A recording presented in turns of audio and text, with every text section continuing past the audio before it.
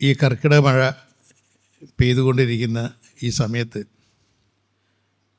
ഓർമ്മകളുടെ ഒരു പെരുമഴക്കാലം സൃഷ്ടിക്കാൻ, സ്നേഹത്തിൻ്റെയും ഫ്രണ്ട്ഷിപ്പിൻ്റെയും ഒരു മഴക്കാലം സൃഷ്ടിക്കാൻ കുറേ സുഹൃത്തുക്കൾ മുന്നിട്ടിറങ്ങി എന്ന് പറയുന്നത് വളരെ അഭിനന്ദനീയമാണ്. ശ്യാംജിയെക്കുറിച്ച് പറയുകയാണെങ്കിൽ, ഞാൻ ദേവരി കോളേജിൽ പഠിക്കുന്നതിന് മുമ്പേ തന്നെ, പ്രീ ഡിഗ്രിക്ക് ചേരുന്നതിന് മുമ്പേ തന്നെ ശ്യാംജിയെ എനിക്ക് നല്ല പരിചയമുണ്ടായിരുന്നു. ഞാൻ വളരെ ആരാധനയോട് കൂടി നോക്കിയിരുന്ന ഒരു വ്യക്തിയായിരുന്നു അദ്ദേഹം. ഞാൻ അദ്ദേഹത്തെ കണ്ടുമുട്ടുന്നത് കോഴിക്കോട് ആകാശവാണിയിൽ വെച്ചാണ്. ഞാനന്ന് ഒരു 7th സ്റ്റാൻഡേർഡിലൊക്കെ പഠിക്കുന്നത്, ഒരു 6ാം ക്ലാസ് 7ാം ക്ലാസ് ആകുമ്പോഴേക്കും തന്നെ ഞാൻ കോഴിക്കോട് AIR ബാലനടനായിരുന്നു. അപ്പോഴൊക്കെ ആ ചെറിയ പയ്യൻ്റെ വോയിസിനൊക്കെ വേണ്ടിയിട്ട് എന്നെ വിളിക്കുന്ന സമയത്ത് കൊടുങ്ങല്ലൂർ സാറിൻ്റെ മകൻ ദിലീപും ഞാനുമായിരുന്നു അവിടുത്തെ അന്നത്തെ കോഴിക്കോട്ടെ ഓൾ ഇന്ത്യയുടെ ബാലനടന്മാർ. പല നാടകങ്ങളിലും ചെല്ലുമ്പോൾ ശ്യാംജിയെ കാണാറുണ്ടായിരുന്നു. എൻ്റെ അച്ഛനവിടെ ഓൾ ഇന്ത്യ റേഡിയോയിലായിരുന്നു വർക്ക് ചെയ്തത്. അച്ഛനും ശ്യാംജിയെ വെച്ച് വളരെ നല്ല അടുപ്പമുള്ള ബന്ധമായിരുന്നു.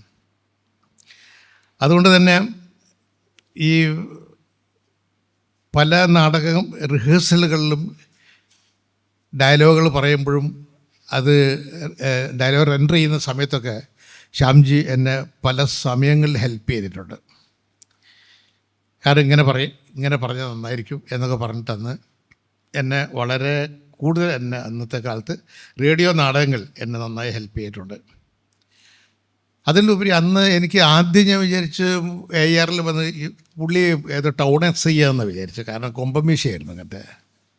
വന്നിട്ട് ഒരു ഇളകി ഒരു നടത്തമായിരുന്നു, സൗന്ദര്യമുള്ളൊരു നടത്തമായിരുന്നു. അപ്പം ഞാൻ ആദ്യം വിചാരിച്ച് പുള്ളി SIO അങ്ങനത്തെ ഒരു ലൈനായിരിക്കും. അന്ന് എനിക്ക് പോലീസുകാരൊക്കെ വലിയ ഇഷ്ടമായിരുന്നു, പോലീസുകാരൊക്കെ.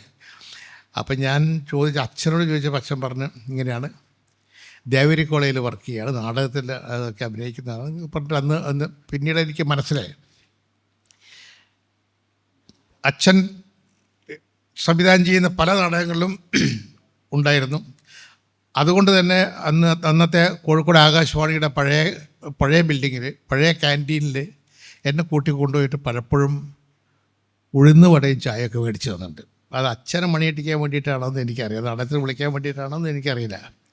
ആൾ ബിരുദനാണ്, അതുകൊണ്ടല്ല 70 കൊല്ലം സർവീസ് തന്നെ ഇവിടെ ഇരിക്കുന്നത്.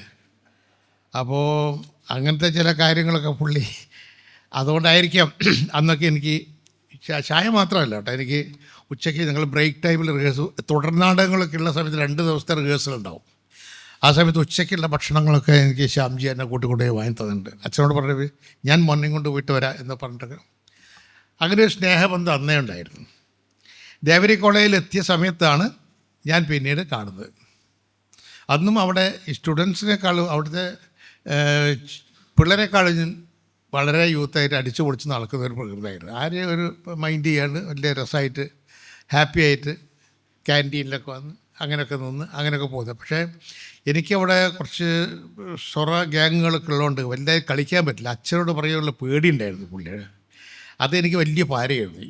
അപ്പം ക്യാൻറ്റീനിലൊക്കെ വന്ന് നമ്മൾ പല ഫ്രണ്ട്സും കാര്യങ്ങളൊക്കെ ഉണ്ടാകും. അപ്പോൾ അവിടെ എന്തെങ്കിലുമൊക്കെ അടിച്ചുപൊളി കാര്യങ്ങൾ, അല്ലെങ്കിൽ അവിടെ സമരം ഉണ്ടാകുന്ന സമയത്ത് അവിടെ ഗേൾസൊന്നും ഇല്ലല്ലോ, അന്ന് വെറും ആൺകുട്ടികൾ മാത്രമല്ല. അപ്പോഴൊക്കെ അതിലേക്ക് എന്ന് മുൻപന്തിയിൽ നിൽക്കാനൊക്കെ KSU എന്ന് പറഞ്ഞ് ചാടാനൊക്കെ വലിയ ഇഷ്ടമാണ്. ആ സമയത്ത് ഉണ്ടാകുമ്പോൾ പുള്ളി ഇങ്ങനെ ഇതും ബാക്കിൽ കയ്യും കെട്ടി അവിടെ ഇങ്ങനെ മീശയും ഇങ്ങനെ ആക്കി ഇങ്ങനെ നിൽക്കുന്നുണ്ടാവും. പിന്നെ ഞാൻ ചോദിച്ച പറഞ്ഞ ഹോസ്റ്റലിൻ്റെ ചാർജാണ്, നമുക്ക് വലിയ ഹാംഫുൾ അല്ല പുള്ളി എന്ന് പറഞ്ഞു.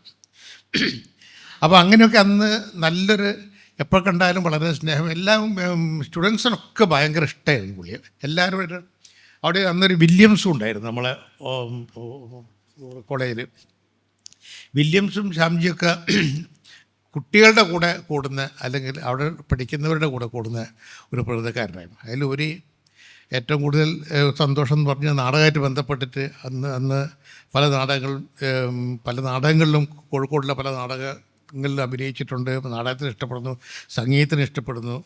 ഒരു കലാകാരൻ എന്ന നിലയിലെല്ലാം വളരെ ഒതുക്കത്തോടുകൂടിയും വിനയത്തോടു കൂടിയും പെരുമാറുന്ന ഒരു വ്യക്തിത്വമായിരുന്നു ശ്യാംജിയുടേത്.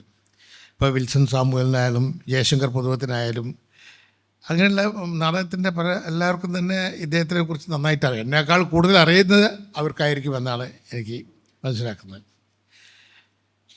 പക്ഷേ എനിക്ക് തോന്നുന്നത് നമ്മളിപ്പോൾ ഈ ഒരു ആദരവ് കൊടുക്കുമ്പോൾ നമ്മളാകെ 1-2 ചെറുപ്പക്കാരെ മാത്രമേ നമ്മളിവിടെ കാണുന്നുള്ളൂ. കാരണം പുതിയ തലമുറയ്ക്ക് ഇതിലൊന്നും വലിയ താല്പര്യമില്ല. ഇതോടുകൂടി നമ്മൾ ഈ ഈ ഇത്ര ഒരു ഏജ് ഗ്രൂപ്പുള്ള ആൾക്കാർക്ക് മാത്രമേ ഇതിനോടൊക്കെ വലിയ താല്പര്യമുള്ളൂ. ഇതോടുകൂടി ഇതൊക്കെ അങ്ങ് തീരുമെന്ന് എനിക്ക് തോന്നുന്നത്. കാരണം നല്ല കാര്യങ്ങൾ, അല്ലെങ്കിൽ ഒരു സ്നേഹത്തിൻ്റെ യാത്രയയപ്പ്, അല്ലെങ്കിൽ സ്നേഹത്തിൻ്റെ ഒരു കെട്ടുപാടുകൾ, ഇതിലൊന്നും ഒരു തലമുറയ്ക്ക് ഒന്നിലും ഒരു ഇൻവോൾവ്മെൻറ്റും ഇല്ലാത്ത ഒരവസ്ഥയാണ്. പല ഫംഗ്ഷനും പോകും നമ്മൾ കാണുന്നത്. കാരണം പലതും നമ്മൾ കണ്ട മുഖങ്ങളൊക്കെ തന്നെയാണ് കാണും. ഇവിടെ പിന്നെ ദേവഗിരിയിലെ കുറച്ച് ആൾക്കാർ സംഭവങ്ങൾ ശരിയാക്കി മറ്റേ ബാബു ഇവരൊക്കെ ഇവിടെ ഉള്ളതുകൊണ്ട് എനിക്ക് കുറച്ച് ആൾക്കാരൊക്കെ എനിക്ക് പരിചയമുണ്ട്. പക്ഷെ പലരും നമ്മൾ കാണുന്നതാണ്. പക്ഷെ പുതിയ തലമുറയിലുള്ള ഒരു കുട്ടിയെ പോലും നമുക്ക് ഒന്നിനും, ആൺകുട്ടികളായാലും പെൺകുട്ടികളായാലും കാണുന്നില്ല. അതല്ല ഒരു സ്നേഹത്തിൻ്റെ യാത്രയപ്പ് എന്താണെന്നോ, ഒരാളുടെ ഒരു വ്യക്തിയെക്കുറിച്ച് മറ്റുള്ളവർ പറയുന്നത് എന്താണെന്നോ, എന്തുകൊണ്ടാണ് അയാളെ ആദരിക്കുന്നതെന്നോ തിരിച്ചറിയാൻ അല്ലെങ്കിൽ അറിയാനുള്ള ആഗ്രഹമില്ലാത്ത ഒരു കാലഘട്ടത്തിലൂടെ പുതിയ തലമുറ കടന്നു പോകുന്നത്. അവരെ വളരെ കുറ്റം പറയില്ല, അവർക്ക് താല്പര്യം ഉണ്ടാവില്ല. ഒന്നാമത് ഈ നാടും മടുത്തിട്ടുണ്ടാവും. കാരണം ഇവിടെ വന്ന് ഇപ്പോൾ ഇങ്ങനത്തെ യാത്രയപ്പൊന്നുമില്ല, നമ്മളെ ജീവിതം സേഫാക്കുക, അല്ലാണ്ട് ഇവിടെ നിന്നിട്ട് വലിയ കാര്യമില്ല എന്നൊക്കെ പറയുന്നുണ്ട്. കുട്ടികൾ തലമുറയൊന്നും ഇല്ല ഇവിടെ. കുറേ ആൾക്കാരുടെ ഈ ഒരു ഏജിലുള്ള ആൾക്കാരുടെ നാടായി ഇങ്ങനെ മാറിക്കൊണ്ടിരിക്കുന്ന അവസ്ഥയാണ്. അതുകൊണ്ടായിരിക്കാം. പക്ഷേ ഇതല്ല വഴി. ഏത് മീറ്റിങ്ങിന് പോയാലും ഇപ്പോൾ അടുത്ത ദിവസം ഒരു ചലച്ചിത്ര അക്കാദമിയുടെ ഫിലിം ഫെസ്റ്റിവൽ വരുന്നുണ്ട്. ഫിലിം ഫെസ്റ്റിവൽ വരുമ്പോൾ അതിന് ഒരു കമ്മിറ്റിയൊക്കെ രൂപീകരിക്കാൻ വേണ്ടി എല്ലാവരും വിളിച്ചു കൂട്ടിയപ്പോൾ അവിടെ ചെറുപ്പക്കാരാരുമില്ല. അവർ കുറച്ച് വേറെ സ്ഥിരം കാണുന്ന കുറച്ച് ആൾക്കാരും ഇതുമായിട്ട് താല്പര്യം, ഇവർക്ക് മാത്രമേ സിനിമ താല്പര്യമുള്ളൂ, ഇവർക്ക് മാത്രമേ നാടകം താല്പര്യമുള്ളൂ, ഇവർക്ക് വേണ്ടി മാത്രമാണ് നാടകം സിനിമ എന്നൊക്കെയുള്ള ഒരു ധാരണ ആയിപ്പോയെന്നൊരു ഒരു തോന്നൽ. കാരണം ഈ കാലഘട്ടത്തിൻ്റെ വല്ലാത്തൊരു സ്നേഹത്തിൻ്റെ ഒരു കെട്ടുറപ്പില്ലാത്ത ഒരു വഴിയിലൂടെയാണ് പുതിയ തലമുറ സഞ്ചരിച്ചുകൊണ്ടിരിക്കുന്നത്. ഇതൊക്കെ അവർ കണ്ടു പഠിക്കേണ്ടതാണ്. ഇത്രയും വർഷങ്ങൾ ഇവിടെ നിന്നിട്ടും ഇത്രയും വർഷങ്ങൾ ഒരുമിച്ച് നിന്നും പ്രവർത്തിച്ചും പഠിച്ചും എന്നുള്ള ആൾക്കാർ ഒന്നിച്ചു. ഇപ്പോൾ ഫാദർ ഇപ്പം എറണാകുളത്ത് നിന്ന് വന്നിരിക്കുക. ഇപ്പോൾ ഗിന്നസ് ബുക്കിലേക്ക് ഏറ്റവും കൂടുതൽ പാട്ട് എഴുതിയിരിക്കുന്ന അതിലേക്ക് ഗിന്നസ് ബുക്കിലേക്ക് കിടക്കാനുള്ള ഒരു പ്രയത്നത്തിനാണ് അദ്ദേഹമൊക്കെ ഇവിടെ എറണാകുളത്ത് നിന്ന് ശ്യാംജിയെ ആദരിക്കുന്ന ചടങ്ങിന് പങ്കെടുക്കാൻ വേണ്ടി മാത്രമാണ് വന്നിരുന്നത്.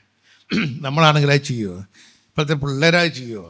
വേറെ എന്തെങ്കിലും പറഞ്ഞാൽ അപ്പോൾ ആദരവ്, വേറെ ഒരു പണിയില്ല എന്ന് പറയുന്ന ഒരു എന്താ പറയുക, നമുക്ക് ഒരു ആത്മാർത്ഥതയില്ലാത്ത ഇവരൊക്കെ എങ്ങനെയാണ് ഇങ്ങനെയൊക്കെയുള്ളൊരു ഫംഗ്ഷൻ. ഞാൻ വിചാരിക്കാം ഒരു 10-15 കൊല്ലം, ഒരു 10 കൊല്ലം 15 കൊല്ലം കഴിയുമ്പോൾ ഇങ്ങനത്തെ ഒരു ഫംഗ്ഷൻ ഉണ്ടാവുമോ, ഇങ്ങനത്തെ ഒരു യാത്രയപ്പ് ഉണ്ടാവുമോ, ഇങ്ങനെയൊക്കെ ആദരിക്കലുണ്ടാവുമോ എന്നൊക്കെ ഡൗട്ടാണ് എനിക്ക്. കാരണം അങ്ങനത്തെ തലമുറ നമ്മൾ ഇതൊന്നും കണ്ട് വളരുന്ന തലമുറയൊന്നും കാണുന്നില്ല. ഇപ്പോൾ ടൗൺ ഹാളിലൊക്കെ അന്നൊക്കെ ഇപ്പോൾ മ്യൂസിക്കൽ തിയേറ്റേഴ്സിൻ്റെ ആയാലും സംഘത്തിൻ്റെ ആയാലും ഏത് ന്യൂ ഇന്ത്യ സ്റ്റേറ്റിൻ്റെ ആയാലും നാടകങ്ങൾ വന്ന് കയറുമ്പോൾ നമ്മൾക്ക് ആദ്യത്തെ റോലുണ്ടാവും കോഴിക്കോട് ടൗൺ ഹാളിലോ എവിടെയായാലും. അന്നൊക്കെ ചെറുപ്പക്കാരുടെ ഒരു കൂട്ടായ്മ, അതിലൊക്കെ പെട്ടാണ് ജയശങ്കർ മുതലൊക്കെ. ഇപ്പം നരച്ചു പോയത് നോക്കണ്ട, അതൊക്കെ നല്ല കിട്ടുന്ന ചെറുപ്പക്കാരായിട്ട് അന്നൊക്കെ ഇങ്ങനെ ആവേശമായിരുന്നു ഞങ്ങൾക്ക് എല്ലാവർക്കും എല്ലാ കാര്യങ്ങളിലും. ഇപ്പം അങ്ങനത്തെ ഒരു ആവേശമില്ല. ഒരു രീതിയിലുള്ള ഒരു എന്താ പറയുക, ഒരടുപ്പമില്ലാത്ത ഒരകൽച്ച, സമൂഹത്തിൽ നിന്ന് അകന്നു പോകുന്ന ഒരു കാഴ്ചപ്പാടാണ് നമ്മൾ കണ്ടുകൊണ്ടിരിക്കുന്നത്. ഇതെല്ലാം നമ്മൾ സ്നേഹത്തിൻ്റെ മാത്രം പ്രതീകമാണത്. സ്നേഹത്തിന് മാത്രം അടയാളപ്പെടുത്തുന്ന ഒരു ചടങ്ങാണിത്. ഈ ചടങ്ങ് എന്ന് പറയുന്നത് വളരെ ദിവ്യമായ ചടങ്ങാണ്, നിസ്സാരമായ ചടങ്ങല്ല എന്ന് മനസ്സിലാക്കണം. അത് മനസ്സിലാക്കാനും കണ്ടുപിടിക്കാനോ ആർക്കും താല്പര്യമുണ്ടോ ഇല്ലെന്നുള്ളതല്ല. പക്ഷേ ഇതൊക്കെ പുതിയ തലമുറയ്ക്ക് കൈമോശം വന്നു പോകുന്ന ഒരു കാര്യമാണെന്ന് മാത്രമേ എനിക്ക് പറയുള്ളൂ. എന്തായാലും ഈ ഒരു ചടങ്ങിൽ പങ്കെടുക്കാനും ശ്യാംജിയെ പോലുള്ള ഒരു വ്യക്തിത്വത്തെ ആദരിക്കുന്ന ചടങ്ങ് ഒരിക്കലും ഞാൻ പ്രതീക്ഷയല്ല. എന്നെ വിളിക്കുന്നത് ഞാൻ പ്രതീക്ഷിച്ചില്ല. ഞാനും ഈ പറഞ്ഞ പോലെ ദേവരിയിൽ നിന്നൊക്കെ വിട്ട് കുറേ കഴിഞ്ഞപ്പോഴൊക്കെ നമ്മൾ അങ്ങനെയല്ലോ ഓരോ ജീവിതത്തിൻ്റെ തിരക്കിലൊക്കെ പെടുമ്പോൾ നമ്മൾ ചില കാര്യങ്ങളും ചിലരെയൊക്കെ മറന്നു പോകും. അത് ജീവിതത്തിൻ്റെ ഓട്ടവും ബന്ധപ്പാടും കൊണ്ടൊക്കെ ആയിരിക്കും. പക്ഷെ എന്നാലും അടുത്ത കുറച്ച് കാലം മുമ്പേ ഞങ്ങൾ വീണ്ടും അത് ബന്ധപ്പെട്ടിരുന്നു. എന്തായാലും ഈ ഒരു ചടങ്ങിൽ പങ്കെടുക്കാനും അദ്ദേഹത്തെക്കുറിച്ച് 2 വാക്ക് പറയാനും അദ്ദേഹത്തെക്കുറിച്ച് ഓർക്കാനും കഴിഞ്ഞ് എനിക്ക് വളരെ സന്തോഷമുണ്ട്. ഈ ഒരു സ്നേഹവിരുന്ന് ഉദ്ഘാടനം നിർവഹിച്ചത് ഞാൻ നിങ്ങളെ അറിയിക്കുന്നു. നന്ദി, നമസ്കാരം.